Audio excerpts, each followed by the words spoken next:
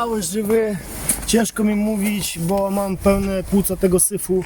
Trochę duszę się, tutaj mam taki ból w tym miejscu, poparzone ręce. Co się stało? Chciałbym najpierw o bezpieczeństwie powiedzieć. Jak jeździcie tym gównem, to jest gówno nieprzetestowane, jesteśmy wszyscy testerami, narażamy swoje życie, zdrowie, też zdrowie i życie swoich rodzin, bo ktoś ma małe dzieci, przechowuje te bomby u siebie w mieszkaniu. Jak się robi jakiś speed test, ja byłem testerem w tym momencie, jechałem z bardzo dużą prędkością. W granicach ile tam było? 65 do 70 i ten odcinek ile był?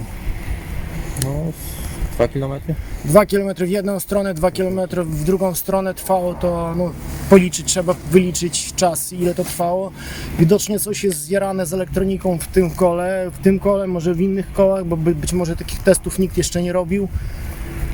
I ja myślę, że w tym momencie doszło do uszkodzenia, w jakiś sposób poszło zwarcie, no nie będę się wypowiadał, bo nie jestem elektronikiem.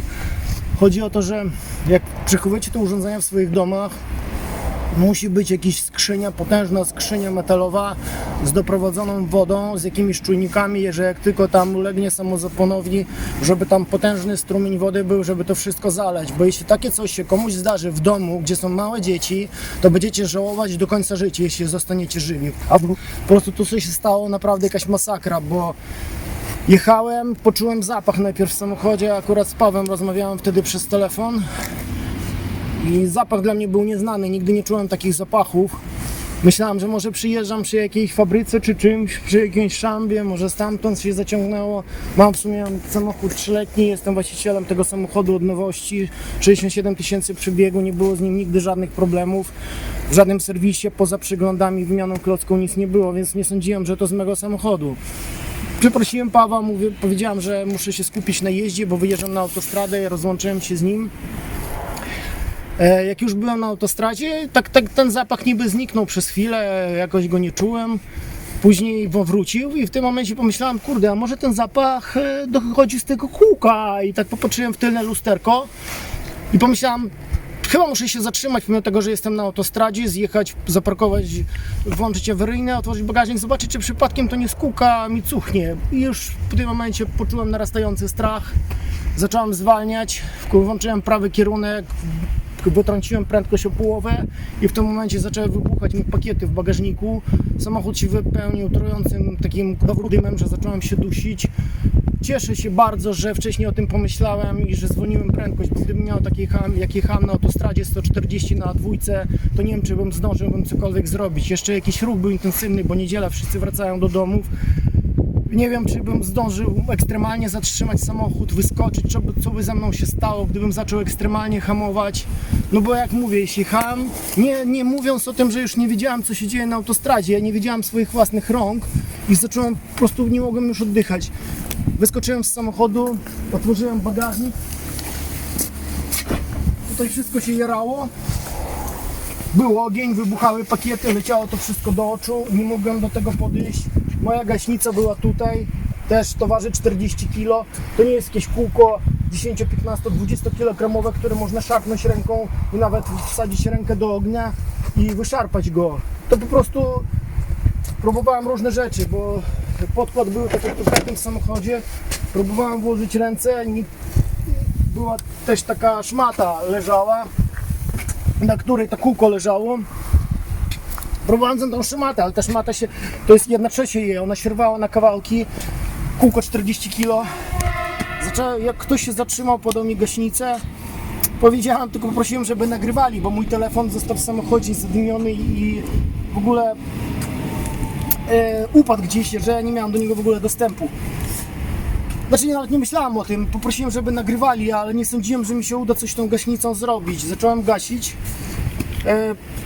Przez chwilę płomień zniknął, ale bałem się dotknąć, szarpnąć za koło, bo myślałem, że mi ręce się przykleją, bo już poparzyłem, ta ręka moja jest poparzona, mi straż zawinęła. Ktoś mi podał następną gaśnicę, zobaczyłem, że trochę jednak działa i później jakiś chłopak mi pomógł, powiedział, że nie poparzył swoich rąk. Ja uchwyciłem to kółko z jednej strony, on z drugiej strony, udało się to koło wyszarpać, rzucić tutaj, ono wybuchało, pakiety strzelały.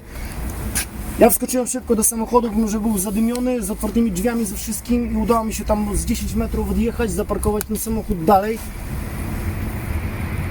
No i co? I wtedy zacząłem wyrzucać wszystko z bagażniku. Zobaczcie, jak to wygląda. To są jakieś tutaj takie kołdry były, które czasem sobie tam coś kółka układałem, żeby lepiej było. To jest taki do bagażnika taki wkład. To jest, tutaj wszystko jest zjarane. To jest mój kask.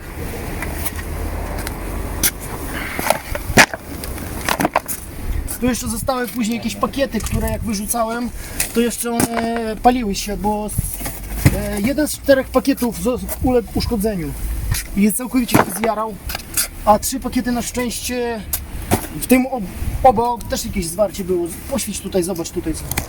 Tutaj. Tutaj się paliły te pakiety, które się wysypały, kiedy ja już odjechałem. Także każdy z tych pakietów jest w sumie niebezpieczny. Tutaj się zjerało, ale policja i straż pozwoliły mi odjechać, bo mój samochód nie wykazywał żadnych błędów. No i oni mi wentylatorem wydmuchali syf z samochodu, bo teraz to jest trochę zasyfione, ale w momencie, kiedy zanim oni jeszcze wydmuchali, to było biało. I to widocznie z tego dymu wszystko jest i mam to też w płucach, dlatego ciężko mi teraz mówić. Zobacz tutaj. Na tych moich nagraniach będzie widać, jak to wszystko wyglądało.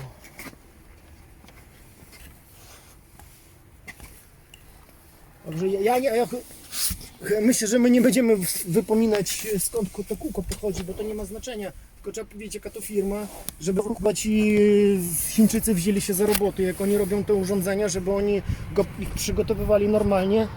Ja wczoraj mówiłem chłopakom, kółka wymyślili Amerykanie, z tego co ja wiem, i sprzedali patent Chińczykom, bo podejrzewam, że nie mogli tego produkować w Stanach Zjednoczonych, bo skoro to nie jest normalnie prawnie dopuszczone do użytku, zatem mogły być jakieś wielomilionowe odszkodowanie iść, a że do Chin ciężko się dopukać w razie czego, bo nie zrobiliśmy nic ekstra na tym kole. Koło nie zostało ani uderzone, ani nie miało żadnych zadrapań, tylko to było normalne jego użytkowanie. Skoro koło ma jechać z taką, a nie inną prędkością, no to przyjechaliśmy i to bardzo krótki odcinek na tym kole, także to nie było jakieś, że akumulatory zostały uszkodzone mechanicznie, czy kółko upadło, czy się uderzyło, nie było żadnej wywrotki na nim. To było tylko przeciążenie przez prędkość. Nawet nie było przeciążenia tak naprawdę, bo te koło jest stworzone do tych prędkości, więc to nie ma chyba nawet mowy o przeciążeniu. My nie jechaliśmy 80, nie jechaliśmy 90 do odcięcia, tylko prędkość maksymalna tam była 70 i to nie było 70 ciągłe, tylko 70 w jednym momencie. Średnia tej prędkości była między 60 a 65, więc to koło jest do tego przeznaczone. Na pewno mi ta zabawa w te kółka się podoba, ja lubię na tym jeździć, ja mam z tego powodu frajdę, ale ja dzisiaj mogłem zginąć. Gdybym ja nie zaczął zwalniać ze 140 wcześniej, ja bym nie zdążył wyskoczyć z tego samochodu. A jak bym wyskoczył, chyba nie wiem, czy pod koła do jakiegoś tiru bym nie wyskoczył. Cześć.